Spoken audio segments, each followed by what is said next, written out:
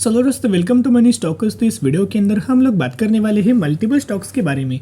तो चलिए सबसे पहले हम लोग बात करेंगे IEX के बारे में। तो अगर आप IEX का पिछले ट्रेडिंग सेशन का परफॉर्मेंस देखोगे तो ऑलमोस्ट हमें 2% की गिरावट IEX इस कंपनी के अंदर नजर आया हुआ है एंड 124 रुपये के आसपास हमें कंपनी की क्लोजिंग नजर आ चुकी है। अभी देखिएगा पिछले कुछ महीनों से दोस्तों अगर बातचीत की जाए तो ऑलमोस्ट हमें IEX इस कंपनी के अंदर कोई आपको अप ट्रेंडिंग मात्रा में मोमेंटम हमें बिल्कुल भी जनरेट नहीं हो पा रहा, जो कि पहले मैंने आपके साथ शेयर किया था। जो लोग प्राइस को देख के अगर निवेश करेंगे, फॉर एग्जांपल IEX आपको पता है IEX ने अपना लाइफ टाइम वाला हाई जब क्रिएट किया था 300 रुपये के आसपास कंपनी ने अपना लाइफ टाइम वाला हाई हमें क्रिएट किया हुआ था। लेकिन 300 रुपये की कंपनी के अंदर इतना हमें गिरावट हुआ कि ये कंपनी 150 रुपये के आसपास आ गई। मैंने उसी वक्त आपके साथ बोला था जो लोग 150 रुपीज़ के आसपास निवेश करेंगे उनको एक बड़ा खतरा हो सकता है, क्योंकि बहुत सारे लोग ऐसे प्रिडिक्ट कर रहे थे ऑलमोस्ट कंपनी 50% गिर चुका है, फिर से 150 रुपये की कंपनी 300 रुपये के आसपास जाएगी। लेकिन लोग ये नहीं देखे क्यों कंपनी 300 की 150 रुपये के आसपास मिली, क्या कंपनी के अंदर प्रॉब्लम्स है। कंपनी के अंदर दोस्तों प्रॉब्लम्स ये था कि हर एक क्वार्टर के अंदर अगर इस कंपनी का परफॉर्मेंस देखा होगा, फॉर एग्जांपल नेट प्रॉफिट्स के अंदर, रेवेन्यूज के अंदर, अर्निंग पर शेयर के अंदर, हर एक पैरामीटर्स के अंदर गिरावट हमें नजर आया हुआ था। और जब भी कंपनी के बुरे अगर पैरामीटर्स होगा, बुरा अगर कंपनी परफॉर्म करेगी तो जरूर कंपनी के अंदर कोई मोमेंटम जनरेट नहीं होगा, ऊपर से गिरावट ही गिरावट हमें IEX इस कंपनी के अंदर नजर आ जाएगी। और करंटली यही गिरावट आपको IEX के अंदर हमें अवेलेबल नजर आया हुआ है। तो जो लोग फ्रेश बाइंग करना चाहते हो बिल्कुल भी IEX के अंदर दोस्तों फ्रेश बाइंग मत करना, क्योंकि कंपनी और कितना गिर सकती है नहीं पता। अभी भी लोग प्रिडिक्ट करेंगे सर 124 रुपये के आसपास कंपनी है, फिर से ये कंपनी 300 रुपये के ऊपर जाएगी। लेकिन दोस्तों अगर यही कंपनी 100 रुपये पर आएगी तो आप क्या करेंगे, यही कंपनी 80 रुपये के आसपास आएगी तो आप क्या करेंगे। तो फ्रेश बाइंग तो इग्नोर करना। तो फ्रेश बाइंग हमें कब करना चाहिए, सबसे पहले जब कंपनी अपना quarter on quarter basis performance बहुत अच्छा परफॉर्म करेगी, ईयर ऑन बेसिस कंपनी 2 से 3 क्वार्टर में बहुत अच्छा परफॉर्म करेगी, उसके बाद हमें दोस्तों अच्छा खासा कंफर्मेशन नजर आएगा और उसके बाद निवेश करने का सही मौका हमें कंपनी के अंदर बना रहेगा, क्योंकि कॉन्फिडेंस आता है कि यस ये कंपनी लॉस नहीं देने वाली है, कंपनी आने वाले साल में मुनाफा देने वाली है।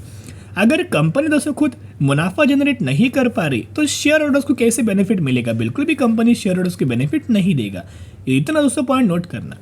मैक्सिमम के अंदर अगर आप चार्ट पैटर्न्स के अंदर देखोगे तो ऑलमोस्ट 300 रुपये की कंपनी 124 रुपये के आसपास अवेलेबल, जिसके हिसाब से 58% की गिरावट हमें IEX के अंदर करंटली नजर आया हुआ है। तो अगर आप IEX के दोस्तों पैरामीटर्स देखोगे तो इनका जो सेल्स का जो डेटा है मार्च 2023 में 107 था, जून 2023 में 104 हो चुका है।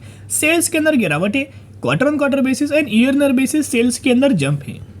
फिर अगर आप इसका नेट प्रॉफिट्स के अंदर देखोगे तो हमें क्वार्टर ऑन क्वार्टर बेसिस अगर आप देखोगे तो 83 करोड़ से घट के 74 करोड़ एंड 69 करोड़ से बढ़ के 74 करोड़, तो quarter on quarter basis fall है एंड ईयर ऑन बेसिस कोई उतना दोस्तों जंप नजर नहीं आया। सिमिलर पैरामीटर्स हमें इनके अर्निंग पर शेयर के अंदर है और EPS के अंदर है। क्वार्टर ऑन क्वार्टर बेसिस गिरावट, ईयर ऑन बेसिस स्लाइटली हमें इक्वल अमाउंट ऑफ परफॉर्मेंस नजर आया हुआ है। तो जिसके हिसाब से पिछले कुछ क्वार्टर से जून 2022 से कंपनी बिल्कुल भी दोस्तों अच्छा परफॉर्म नहीं कर रहा। आप इनके पैरामीटर दोस्तों देख सकते हो, बिल्कुल भी कंपनी के अच्छे पैरामीटर्स नजर नहीं आए।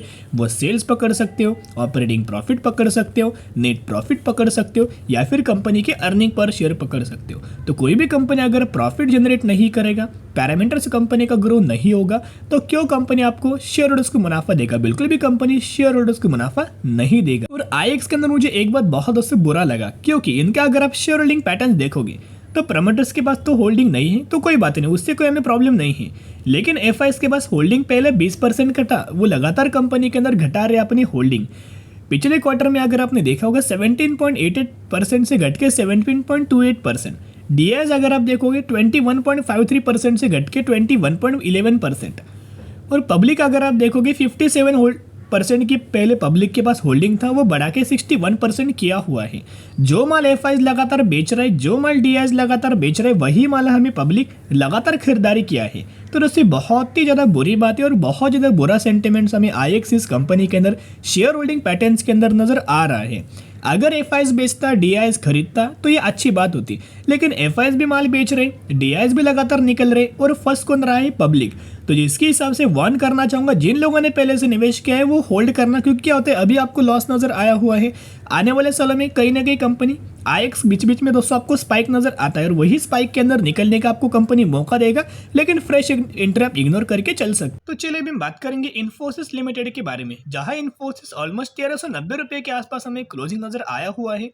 एंड पिछले ट्रेडिंग सेशन के अंदर ऑलमोस्ट 1.5 से 2% की गिरावट हमें इन्फोसिस कंपनी के अंदर नजर आ चुका है। अभी देखिएगा कब आपको कंपनी के अंदर मुनाफा मिलेगा, कब कंपनी आपको प्रॉफिट्स देगा, जब ग्लोबल बेसिस के ऊपर मार्केट अगर स्टेबल रहा, ग्लोबल बेसिस के ऊपर मार्केट ने अच्छा खासा परफॉर्म किया, सपोर्ट किया, इंडियन स्टॉक मार्केट ने सपोर्ट किया, आईटी सेक्टर ने सपोर्ट किया, तो बहुत ही जल्द कंपनी जब भी आईटी सेक्टर के अंदर रैली आएगा सबसे पहला आपको तेजी रैली हमें इन्फोसिस कंपनी के अंदर नजर आएगा।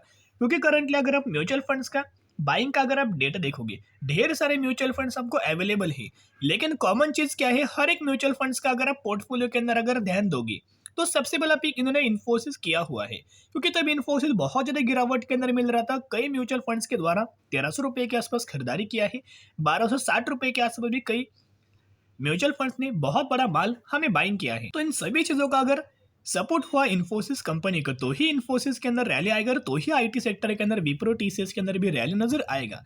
पिछले एक महीने में इन्फोसिस के अंदर देखोगे कोई हमें वॉल्यूम जनरेट नहीं हुआ, कोई मोमेंटम जनरेट नहीं हुआ, ऊपर से 4 से 4.5% का गिरावट हमें इन्फोसिस कंपनी के अंदर नजर आया हुआ है। अभी दोस्तों गिरावट के पीछे का रीजन क्या है, सबसे पहले अगर आप देखोगे यूएस मार्केट, तो जो यूएस मार्केट के अंदर जो नैस्डैक इंडेक्स है, इस इंडेक्स के अंदर 99% जो कंपनीज होते हैं लिस्टेड वो आईटी सेक्टर से कंपनी होती है।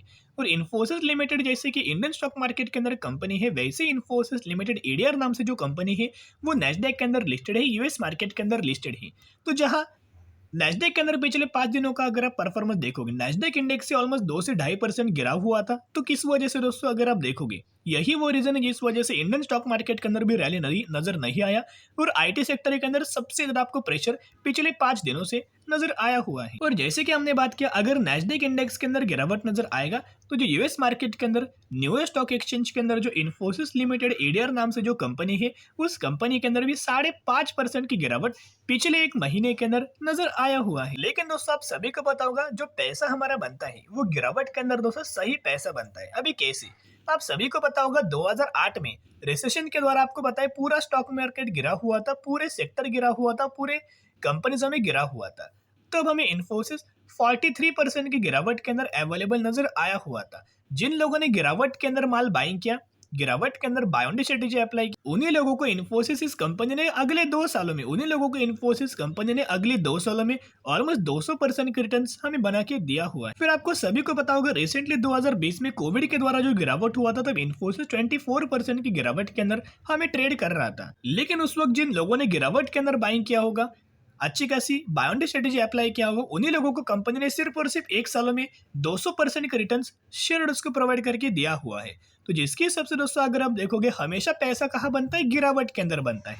तो जिसके हिसाब से जो करंटली आपको इन्फोसिस गिरावट के अंदर मिल रहा है 1950 रुपए की कंपनी आपको करंटली 1400 रुपए के आसपास अवेलेबल नजर आ रही है, यानी कि कंपनी गिरावट के अंदर मिल रही है। तो करंटली इन्फोसिस इस कंपनी के अंदर निवेश करने का मौका हमें नजर आया हुआ है।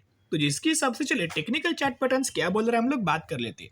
टेक्निकल चार्ट पैटर्न्स भी बहुत ज्यादा बुलिश हमें इन्फोसिस कंपनी का नजर आया हुआ है, क्योंकि अगर आप एक चीज ऑब्जर्व करेंगे 1350 रुपए का जो लेवल था कंपनी के लिए पहले रेजिस्टेंस लेवल था, उसको कंपनी ने ब्रेकआउट किया, रिटेस्ट किया और वही कंपनी लगातार ट्रेड कर रही है। और करंटली जो आपको गिरावट नजर आया हुआ है, ये जो कैंडल्स आपको वन डे का चार्ट है, वन डे की कैंडल से ये जो गिरावट है गिरावट नहीं है, एक प्राइस एक्शन कंपनी बना के अप ट्रेंडिंग मात्रा में मूव हो रही है। तो धीरे धीरे करके इसी तरीके से प्राइस एक्शन कंपनी क्रिएट करेगा। सबसे पहले टारगेट 1600 का और उसके बाद टारगेट आपको 1950 रुपए का नजर आ जाएगा। तो दोस्तों निवेश करने का सही मौका है, तो जितना गिरावट के अंदर नजर आए उतना बायोंडी स्ट्रेटेजी अप्लाई करके लंबे समय के लिए होल्ड करना। लेकिन मंडे के अंदर आपको प्रेशर इन्फोसिस या फिर आईटी सेक्टर की कंपनीज के अंदर और हमें नजर आ सकता है, तो गिरावट के अंदर बाइंग करने का मौका बन जाएगा।